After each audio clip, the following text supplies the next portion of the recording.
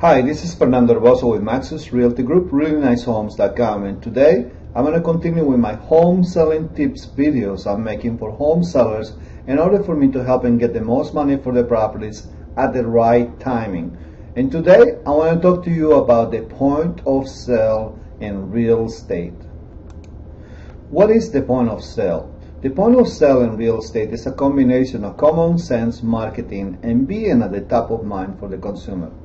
The motivation and emotional reasons is what really causes someone to pick a home over others. It takes only one single point where the actual sale occurs, and the next part is the immediate attachment they feel about the house as soon as they visit it. At that point it's too late now because they go into the buying mode and just ask where they need to sign.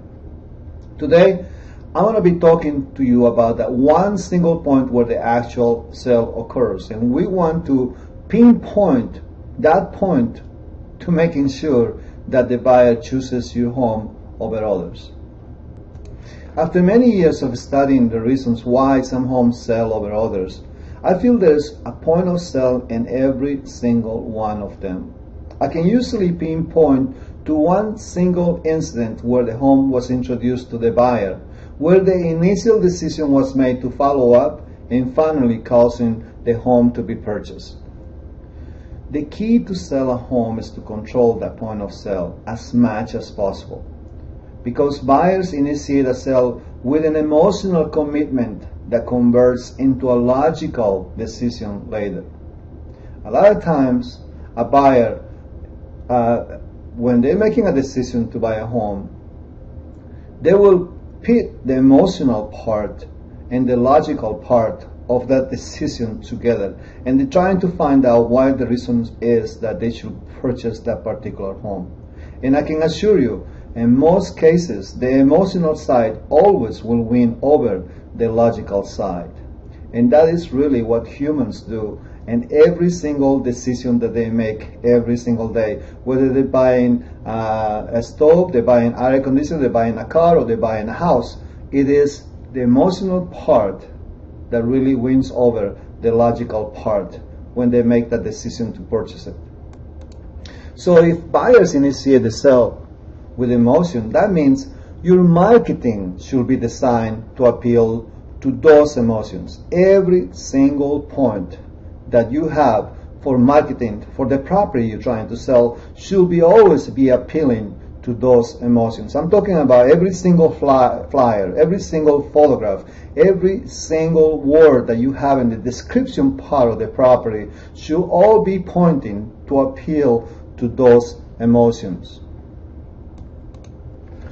How can you explain the instant connection you feel when stepping inside a house you have just seen it for the first time today? It just feels right. That's what people buy homes. It just feels right. And it feels right because at one point there was a point of sale on this particular property that attracted them to that time where they're making that decision now. The emotional guidance plays a sizable role in decision making, and because of that, you want to control the sale of your property through that point of sale. You want to find the emotional message by allowing the house to speak to the buyer. And this is a very serious part where a lot of agents fail to help their clients sell their properties, because the emotional message is non-existent. They're just doing the same mistakes over and over again, copying each other by putting the same things in, like for example, in property descriptions that we see every single day. Most agents, listing agents, they use the part for the property description for a property, they use it to describe the house that is already described on the general remarks for the house, where it talks about having, let's say, 5 bedrooms. It talks about having 5 bathrooms, 4, you have a fireplace, or you have a whatever, you know. The property description should not be utilized to repeat the same things that you already have automatically populated on the listing when a consumer is watching this listing on the internet or anywhere else. the proper description should be utilized to appeal to that emotion. As an example, if we put a house, finally a house that feels like home, coming home will be a joy as you enjoy this huge, beautiful home. And that is the part that I'm talking to you about, the point of sale, because that phrase itself could be the point of sale to finally convince somebody into buying the house, because they are already thinking that they are coming home, and coming home will be a joy as they enjoy this huge, beautiful home. And that's what you want to appeal to the buyer. You want them to be thinking about pretending that they already live in this house. The next part of this property description will be enjoy entertaining friends and family on this spectacular screened room and private deck overlooking acres of tranquil woods. I mean, that is what I'm talking about on appealing emotionally to the buyer and the property description of a home. And instead of just putting what most people put, this is a 5-bedroom, 4.5 baths, and it has a fireplace, and it has this and that, and that's about it. They are just describing the house. They are not allowing the house to speak to the buyer. And that's what I'm trying to tell you, that the point of sale is the part that is an emotional aspect, description of the house, that makes the buyer imagine themselves already living there.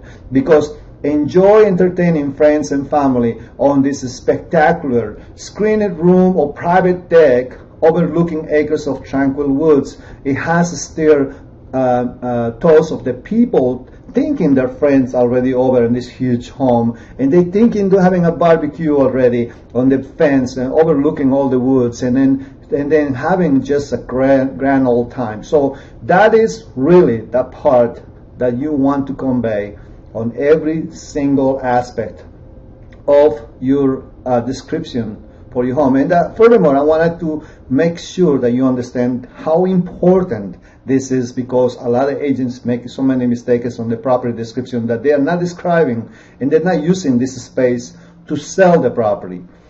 The other part is, you can say something to the effect, relax on your 2-story grand family room and let your feet enjoy the Brazilian cherry wood throughout.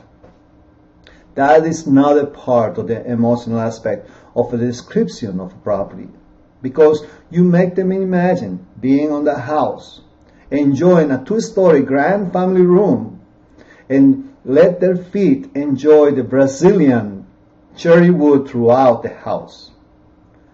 And that is what it takes to have the right point of sale on every single aspect whenever you're marketing a home, to making sure that everything plays a role into bringing a buyer to help you sell the property. Because that one simple choice that you put, whatever you're putting on the description, whatever photo you're putting in the market, whatever flyer you put in, that simple choice that you're putting, it could easily bring it to a different line of trajectory when selling your property, because now the buyer has already chosen this house as a possible candidate. And now you're doing the right things, because once the property gets viewed by this person to person, house to house, you're going to find out that it's a very easy sell for you. During this time, you can also need to find out who is the decision maker on the people looking for a home, because the point of sale also is very dependent of that. The point of sale could be strong in one member and it may not be strong in the other member. Let me explain to you a little bit about this, because most people that are buying a single family home that might be married and there are 2 people involved, could be a husband and a wife. And I can assure you, the point of sale for both of them is completely different. And I'm going to give you an example for the men, which is a more simple process, because the point of sale for them is all about the maintenance of the house and how much it really costs. That's about it. A lot of men are very passive, and they're very forgiving, and they're ready to accept basically any house as long as those 2 things are in line to their point of sale. But when it comes to the woman, the point of sale of a woman could be the kitchen, And they need to imagine themselves feeding their families in the kitchen. They want to imagine themselves cooking for all their family friends in a visit. And they want to make sure the kitchen is right for them. The same thing with the bathrooms.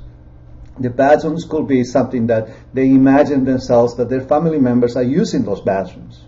They have to be clean. They have to be presented well. And you have to control, because those are the point of sales that you need to control if you want to sell the property. And I want to tell you finally that the facts are fine on every single sale. No one says that they play no role at all, because facts do play a role. But they are there to just justify the decisions that arrive at an emotional level, because the emotional level always wins. Imagine yourself as the buyer, always, because you can use empathy and all your marketing points, making sure that all those points are available and easy to find. And this is really one of the most important aspects of marketing a home, to making sure that point of sale is readily available for all the parties to see.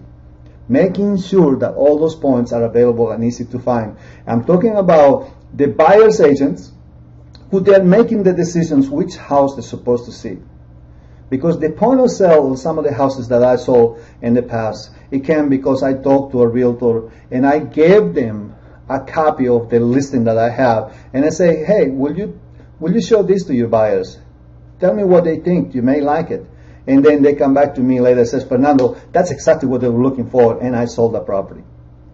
At the same time, you have to understand that one picture that you put or one picture that you do not put on the internet could be the point of sale of the property. Many times people are looking for a view as something that they're really cannot explain to you what they're looking for, but they know it's something to do about where they live and what they see from their windows. For that reason, I always use pictures for the neighborhood, because I want to show what the neighborhood looks like.